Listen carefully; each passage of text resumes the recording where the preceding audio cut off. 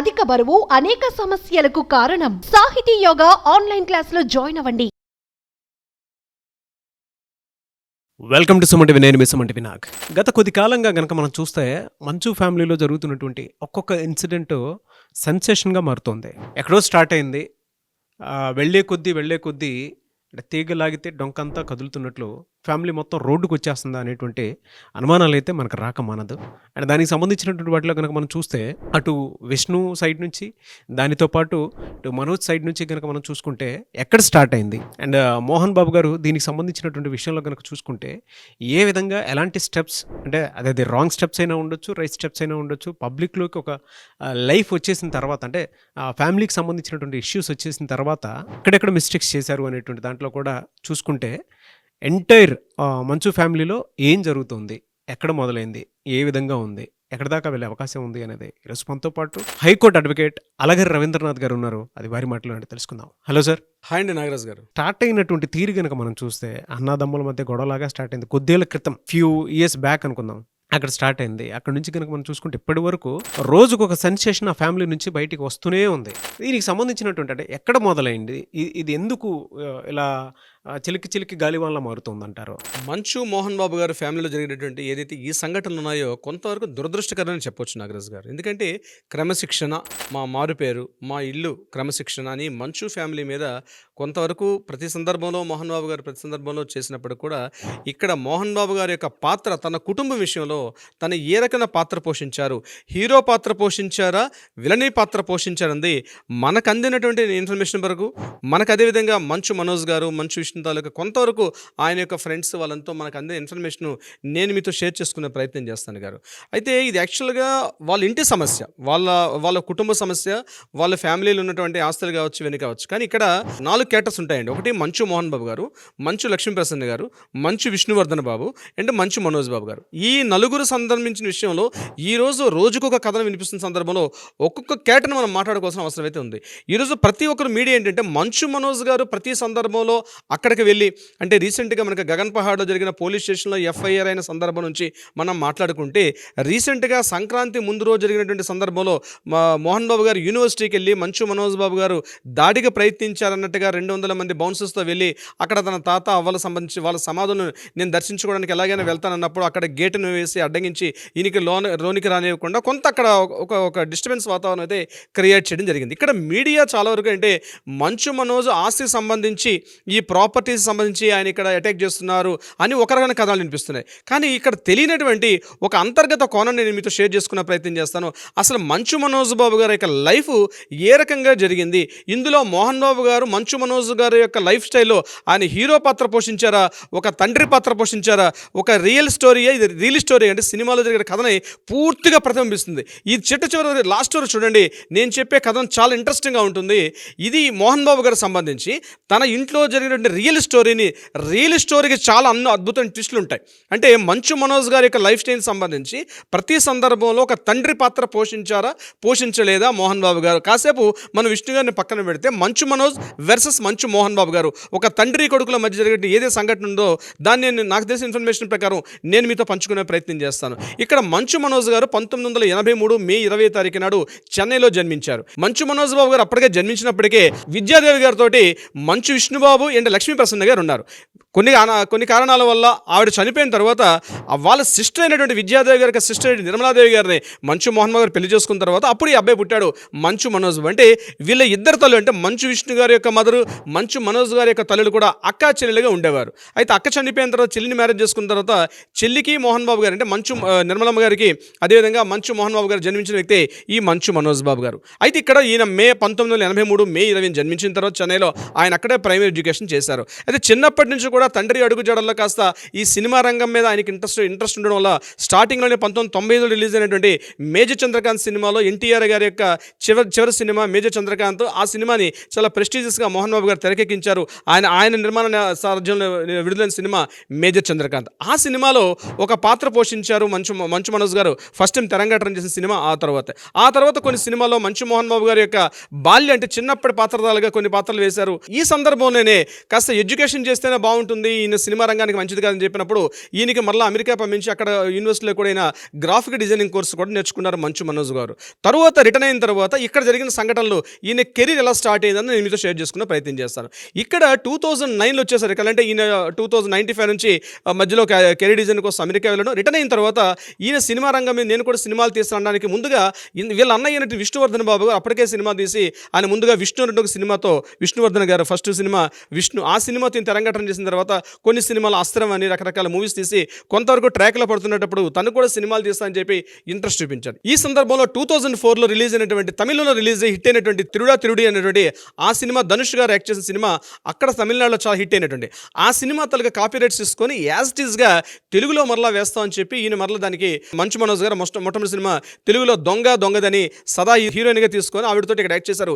ఇక్కడ కూడా హిట్ అయింది. సో 2004 నుంచి ఒక కెరీర్ స్టార్ట్ అయిన తర్వాత ఈయన రిలీజ్ అయిన సినిమాలు రాజుబాయ్ కావచ్చు, ప్రయాణం కావచ్చు, కొన్ని మూవీస్ ఫ్లాప్ అయిన తర్వాత మంచు మోహన్ బాబు గారు కొంత డైలమాలో పడ్డారు. మంచు మనోజ్ యొక్క లైఫ్ కెరీర్ ఎలా ఉంటుందని చెప్పి ఈ సందర్భంలో కథల విషయంలో కూడా కొంత ఆచితూచి ప్రయత్నం చేసినప్పుడు తర్వాత ఆయన కొన్ని కథల విషయంలో కాస్త ఇంట్రెస్ట్ చూపించారు. అప్పుడు రిలీజ్ అయిన సినిమాలే వేదం, రాజుబాయ్ ఇట్లాంటి సినిమాలో కాస్త ట్రాక్లో పడ్డారు.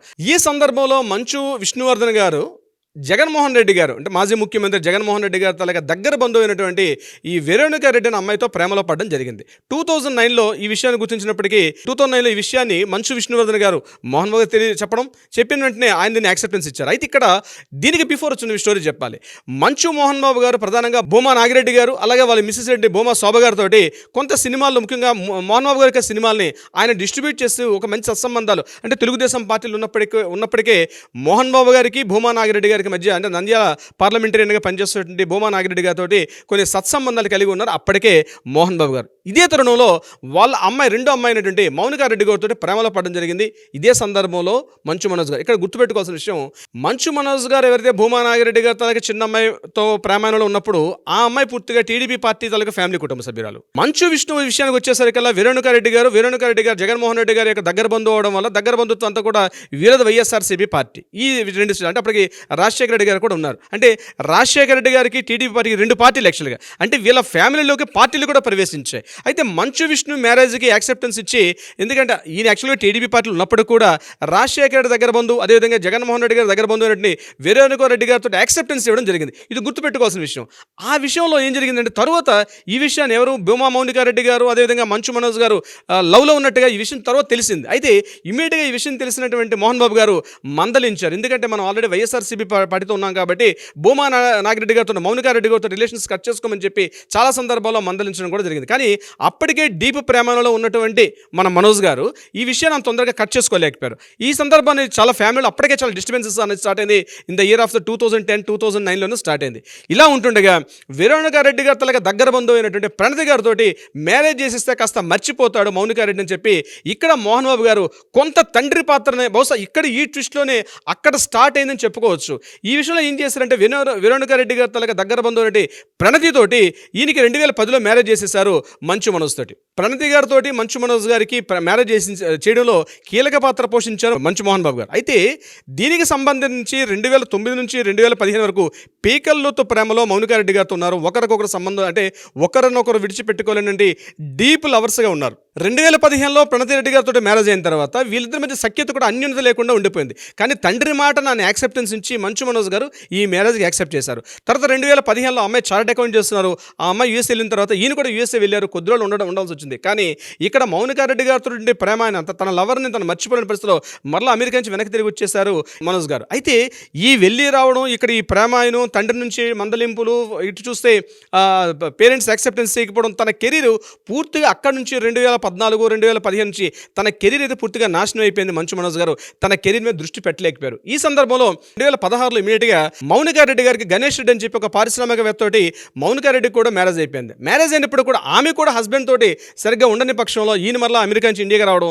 ఈ సందర్భంలో ప్రణతి మాత్రం ఈయన వస్తారని చెప్పేసి అక్కడ ఒక 3 years పాటు వెయిట్ చేశారు. ఇదే సందర్భంలో ఇక్కడ ఉన్నటువంటి మౌనికా రెడ్డి గారు ఇద్దరు కలిసి చెన్నైలో ఒక లివింగ్ రిలేషన్స్లో ఇద్దరు ఉన్నారు 2017 నుంచి 2016 నుంచి. ఈ సందర్భంలో అక్కడ గణేష్ రెడ్డి వీళ్ళిద్దరి మధ్య సఖ్యత లేకపోతే ఒక చిన్న అబ్బాయితో కలిసి ఈ అమ్మాయి వచ్చేసింది మౌనికా రెడ్డి గారు చెన్నైకి. అయితే వీళ్ళిద్దరు కూడా రిలేషన్షిప్లో చెన్నైలో ఉండేవారు. ఈ మొత్తం ఈ ఫ్యామిలీ డిస్టర్బెన్స్ అంతా కూడా 2014-2015లో స్టార్ట్ అయిన డిస్టర్బెన్స్. ప్రణతి ఆల్రెడీ అమెరికాలో ఉండడం, ఈయన అమెరికా నుంచి వెనక్కి వచ్చేయడం, ఇక్కడ మౌనికారెడ్డి కూడా గణేష్ రెడ్డిని విడిచిపెట్టి మౌనిక వెనక్కి రావడం, ఇక్కడ మనోజ్ గారు అదేవిధంగా ఉన్నటువంటి మౌనికారెడ్డి గారు ఇద్దరు కలిసి చెన్నైలో లివ్ ఇన్ రిలేషన్స్లో ఉన్నారు, మ్యారేజ్ చేసుకోకుండా. ఈ డిస్టర్బెన్సెస్ చూసి ఇమీడియట్గా డివోర్స్ అనేది ఇవ్వడం జరిగింది. 2017లో డివోర్స్ ఇవ్వడం జరిగింది. ఈ కథ ఇలా ఉంటుండగా ఇక్కడ మౌనికారెడ్డి గారి ఫ్యామిలీ ఏం జరిగిందంటే శోభానారెడ్డి గారు ఇమీడియట్గా చనిపోవడం జరిగింది. ఒక రోడ్డు యాక్సిడెంట్లో ఆవిడ రోడ్డు ప్రమాదంలో దుర్మరణం చెందారు. ఈ సంఘటనని డైజెస్ట్ చేసుకోలేకపోయినటువంటి వీళ్ళ హస్బెండ్ ఎవరో నాగిరెడ్డి గారు, వీళ్ళ అంటే మౌనికారెడ్డి వాళ్ళ యొక్క ఫాదరు, ఆయన హార్ట్ అటాక్ వచ్చి ఆయన కూడా 2017లో చనిపోయారు. ఎప్పుడైతే ఫాదర్ మదర్ చనిపోయారో పూర్తిగా డిస్టర్బెన్స్ అయిపోయారు మౌనికారెడ్డి గారు. అటువంటి సందర్భంలో పూర్తిగా చేదోడు వాదోడుగా పూర్తిగా మనోజ్ గారు ఆ అమ్మాయికి తోడుగా ఉండడం జరిగింది. ఈ మొత్తం డిస్టర్బెన్స్లో ప్రణత గారు ఇంకా రారని చెప్పేసి, అమెరికా ఇతను ఇంకా రారని చెప్పేసి ఆవిడ అక్కడి నుంచి డివోర్స్ ఇవ్వడం జరిగింది. ఈ మొత్తం ఎంటర్ హిస్టరీలో మోహన్ బాబు గారు ఈ ఇష్యూస్ జరుగుతుండగా మంచు మనోజ్ని పూర్తిగా దూరం పెట్టడం జరిగింది. ఎందుకంటే ఆల్రెడీ ఒకసారి ఇక్కడ నేను దూరంగా పెట్టుకోండి, ఎందుకంటే ఆల్రెడీ మ్యారేజ్ అయింది. మ్యారేజ్ అయిన ఈ ఇష్యూలో ఇంటర్వ్యూఫర్ అయితే ఇక్కడ మంచు విష్ణు గారి యొక్క ఫ్యామిలీలో డిస్టర్బెన్స్ అవుతుందని చెప్పి ఇక్కడ మోహన్ బాబు గారు మాత్రం కంప్లీట్గా మంచు మనోజ్ గారిని అదేవిధంగా మౌనికారెడ్డిని కూడా దూరంగా పెట్టడం జరిగింది. ఈ సంఘటన ఇలా జరుగుతుంటే లక్ష్మీ ప్రసన్న గారు వెంటనే ఈ సీన్లోకి ఎంటర్ అయ్యి ఆవిడ హైదరాబాద్ ఫిల్మ్ నగర్లో ఏం చేశారంటే మంచు మనోజ్ గారికి అదేవిధంగా మన మౌనికారెడ్డి గారు ఇద్దరిని మ్యారేజ్ చేయడం జరిగింది. ఎందుకంటే డివోర్స్ అయిపోయింది. అక్కడ ప్రణతి రెడ్డి గారికి డివోర్స్ అయిపోయింది. At the same time Ganesh Reddy గారికి కూడా ఇక్కడ డివోర్స్ అయిపోయింది, మౌనికారెడ్డి గణేష్ రెడ్డి గారికి. అయితే ఎప్పుడైతే డివోర్స్ చేసేసుకున్నారో లక్ష్మీ ప్రసన్న గారు సీన్ ఎంటర్ అయిపోయి పూర్తిగా తండ్రి కూడా పట్టించుకోవట్లేదని ఒక పెద్ద పాత్ర పోషించి మంచు లక్ష్మీ ప్రసన్న గారు ఈయన మంచు మనోజ్ గారికి అదేవిధంగా మౌనికారెడ్డి గారికి మ్యారేజ్ చేసుకోవడం జరిగింది. ఎప్పుడైతే మ్యారేజ్ జరిగిందో అప్పటి నుంచి కూడా మంచు మనోజ్ కుటుంబంలో చాలా డిస్టర్బెన్సెస్ స్టార్ట్ అయినాయి. ఎందుకు స్టార్ట్ అయినంటే ఆయన మొదటి నుంచి కూడా పూర్తిగా వ్యతిరేకిస్తున్నారు. మౌనికారెడ్డి గారితో తన యొక్క లవ్ కావచ్చు, లివ్ ఇన్ రిలేషన్షిప్ కావచ్చు, అదేవిధంగా మ్యారేజ్ చేసుకోవడంలో మోహన్ బాబు గారు కంప్లీట్గా ఆయన మొదటి నుంచి వ్యతిరేకిస్తున్నారు. అంటే ఇక్కడ ఏం చేయలేని పరిస్థితి, ఇటువైపు వెళ్తే ముందుకెళ్తే గొయ్యి, వెనక్కి వెళ్తే నుయ్యి అన్నటువంటి పరిస్థితిగా పూర్తిగా మోహన్ బాబు గారి పరిస్థితి వచ్చేసింది. అంటే ఆల్రెడీ అప్పటికే విష్ణు గారు మ్యారేజ్ చేసుకోవడం, ఆయన హ్యాపీ లైఫ్లో ఉన్నారు. ఇక్కడ ఏమాత్రం డిస్టర్బెన్స్ వస్తాయంటే ఇక్కడ చూడండి పార్టీలు ప్రవేశించి, ఇక్కడ 2 పార్టీలు, ఇక్కడ టీడీపీ పార్టీ అండ్ వైఎస్ఆర్సీపీ, అంటే ఈ ఫ్యామిలీలోనికి ఆల్రెడీ పార్టీలు ప్రవేశించాయి. అంటే ఒక పార్టీలు ఒక ఫ్యామిలీని డిస్టర్బెన్స్ చేశాయంటే అవుననే నిర్భ్యంతరంగా చెప్పొచ్చు నాగరాజు గారు. అంటే నేను ఎందుకు ఇంత కరాఖంగా చెప్తున్నానంటే మంచు మనోజ్ గారు ఒక లవ్ చేసుకుంటూ సుమారుగా 10 సంవత్సరాల పాటు లవ్ చేశారు, లివ్ ఇన్ రిలేషన్స్లో ఉన్నారు. ముఖ్యంగా పేరెంట్స్ లేనటువంటి అమ్మాయికి నేను చేదోడు వాదోడుగా ఉన్నప్పుడు కూడా నా పేరెంట్స్ నాకు సపోర్ట్ చేయట్లేదని చెప్పి మంచు మనోజ్ గారు తీవ్ర అభ్యంతర వ్యాఖ్యలు చేశారు. ఇదిలా ఉంటుండగా ఈ కంటిన్యూషన్ పార్ట్లోనే డిస్టర్బెన్స్ అన్నవి 2000 ఎప్పుడైతే మౌనికారెడ్డి గారితో మ్యారేజ్ అయ్యో ఒక సందర్భంలో మౌనికారెడ్డి గారు అదేవిధంగా మంచు మనోజ్ గారు వెళ్ళి మాకు ఆస్తిలో వాటా ఇవ్వమని చెప్పి మాట్లాడడం కూడా జరిగింది. ఈ సందర్భంలో మాట కాస్త పెరిగినప్పుడు నీకు ఆస్తిలో ఇచ్చే అంటే దీన్ని పురస్కరించుకొని మనం ఇంతకుముందు కూడా కొన్ని వీడియోలో మాట్లాడడం జరిగింది. మంచు విష్ణు గారు ఎవరైతే ఉన్నారో ఆ మంచు మోహన్ బాబు గారి యొక్క యూనివర్సిటీలో ఈయనకి షేర్ హోల్డర్ లేకుండా కంప్లీట్గా విష్ణు గారికి ఇవ్వడం జరిగింది. సో అక్కడ అగ్నికి ఆజ్యం పోసినట్టు ఏంటంటే ఇంత పెద్ద వ్యవస్థలో నాకంటూ షేర్ లేకుండా నేను కొడుకునే కదా నాకు లేకపోవడం అనేది కొన్ని ఆర్గ్యుమెంట్స్ డిస్టర్బెన్స్ ఫ్యామిలీ మెంబర్స్ అందరూ కూర్చున్నప్పుడు కూడా ప్రధానంగా రైజ్ అయింది. అయితే ఇది పూర్తిగా ఈ వాతావరణంలో ఎంటర్ఫేర్ కాకూడదని చెప్పడం జరిగింది. 2023 నవంబర్లో జరిగిన సంఘటన ఏంటంటే అక్కడ కొంతమంది రాస్తారోకోలు ధర్నాలు చేశారు మంచు మోహన్ బాబు యూనివర్సిటీలో కొంతమంది విద్యార్థులు. ఎందుకంటే అక్కడ కాస్త ఫీజులు చెల్లింపులు ఎక్కువ ఫీజులు తీసుకుంటున్నారు, గైడ్లైన్స్ ప్రకారం లేని చెప్పి వాళ్ళు మాట్లాడినప్పుడు అక్కడ మళ్ళీ ప్రెస్ మీట్ పెట్టి మోహన్ బాబు గారు అదేవిధంగా అక్కడ పనిచేసే మిగిలిన డైరెక్టర్స్ అదేవిధంగా విష్ణు గారు మాట్లాడినప్పుడు దానికి రివర్స్ ట్వీట్ చేస్తూ నేను మీ అందరికి అండగా ఉంటానని చెప్పి మాట్లాడడం మంచు మనోజ్ గారు. అంటే ఆల్రెడీ అప్పటికి ఫ్యామిలీ డిస్టర్బెన్స్ ఉన్నప్పుడు ఈయన తనకి ఎవరైతే తన ఫ్యామిలీకి ఇబ్బంది కలిగిస్తున్నారో ఆ వ్యక్తులతో చేతులు కలిపి మంచు మనోజ్ గారు ఎప్పుడైతే రివర్స్ అయ్యారో ఇంకా మెల్లమెల్లగా వాళ్ళ మధ్య ఉన్నటువంటి ఏదైతే ఆ లైన్ చాలా పెద్ద అగాధంగా మారిపోయింది. ఈ అగాధం ఎక్కడ దారితీసిందంటే కేవలం మంచు విష్ణు గారు వీరేణుకారెడ్డిని మ్యారేజ్ చేసుకోవడం వల్లనే నా లైఫ్ పూర్తిగా స్పాయిల్ అయిపోయిందని చెప్పి మంచు మనోజ్ గారు మాట్లాడడం జరుగుతుంది. అంటే నా మ్యారేజ్ని కూడా విష్ణు గారు ఎలా అయితే లవ్ చేసి మ్యారేజ్ చేసుకున్నారో నేను కూడా లవ్ చేసి మ్యారేజ్ చేసుకున్నప్పుడు నా కెరీర్ని పూర్తిగా స్పాయిల్ చేసేశారు, నన్ను వేరే అమ్మాయితో మ్యారేజ్ చేశారు, నేను అక్కడ కూడా ఉండలేకపోయాను, నా నా సినీ కెరీర్ని కావచ్చు నా వ్యక్తిగత జీవితం కావచ్చు ఈ 2 నాశనం చేశారు, అట్లీస్ట్ ప్రాపర్టీస్ ఇచ్చేనా నన్ను లైఫ్లో కెరీర్ అంటే ఈ టైంలో కూడా తండ్రి గారు నాకు ఇవ్వట్లే అని చెప్పి ఒక ఆవేశాన్ని అయితే తను వెలిబుచ్చడం జరిగింది. ఇదిలా ఉంటుండగా రీసెంట్గా డిసెంబర్లో జరిగిన సంఘటన ఏంటంటే గగన్ పహాడ్లో ఇంటి మీద అటాక్ చేయడం అందరికీ తెలిసిన విషయమే. డిసెంబర్లో మంచు మనోజ్ గారు ఇంట్లో ఉన్నప్పుడు ఇంటికి అటాక్ చేయడం జరిగింది.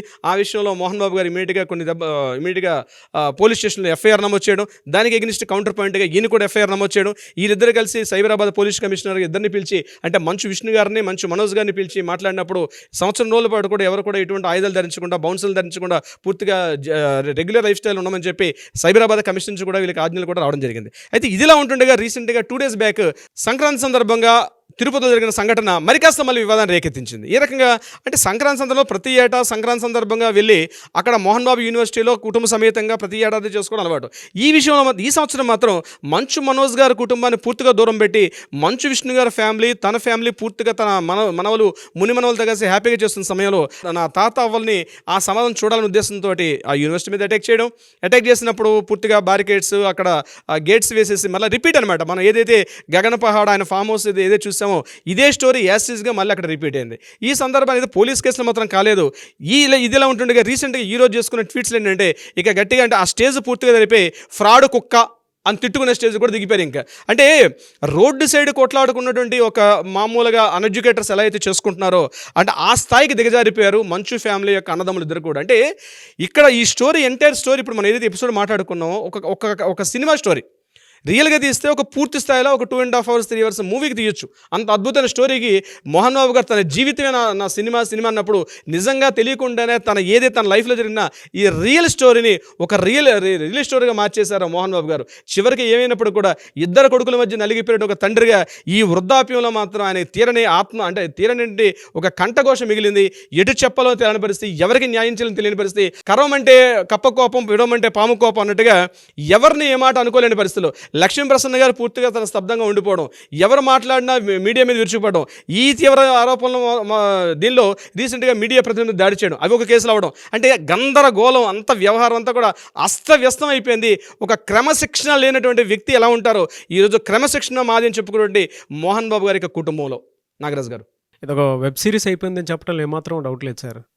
అంత పెద్ద యూనివర్సిటీకి అధినేత అయినటువంటి వాళ్ళు ఎక్కడైనా సరే జాగ్రత్త పడతారని మాత్రం కోరుకోవాలి. ఎందుకంటే ఫ్యామిలీకి సంబంధించినటువంటి ఇష్యూస్ కాబట్టి వెబ్ సిరీస్ కిందకి వెళ్ళిపోతున్నట్టుంది అది రోజు. అవునండి, ఎక్కడి వరకు దారితీస్తుందో చూడాలి. ఇందులో సినీ పెద్దలైనా సరే కొంచెం ముందుకు వచ్చి ఫ్యామిలీకి సంబంధించిన కన్సర్న్ చూపించి కనుక దీన్ని క్లియర్ చేయగలిగితే చాలా బాగుంటుందని అనుకోవాలి. ఎవరైనా కష్టపడి పైకి వచ్చినటువంటి మనుషులే ఉంటారు. అవునండి, అందులో మోహన్ బాబు గారి గురించి మాట్లాడుకోవడంలో ఏమాత్రం సందేహం లేదు. ఎందుకంటే ఆయన కష్టపడి పైకి వచ్చినటువంటి మనిషి. ఎవరైనా జోక్యం చేసుకొని ఉన్నా సరే ఈ వెబ్ సిరీస్ని బ్రేక్ ఇస్తే బాగుంటుందని కోరుకోవాలి. ఎనీవేస్ థ్యాంక్ యూ అన్న, thank you so much Ravindranath garu. Thank you so much Nagaraj గారు.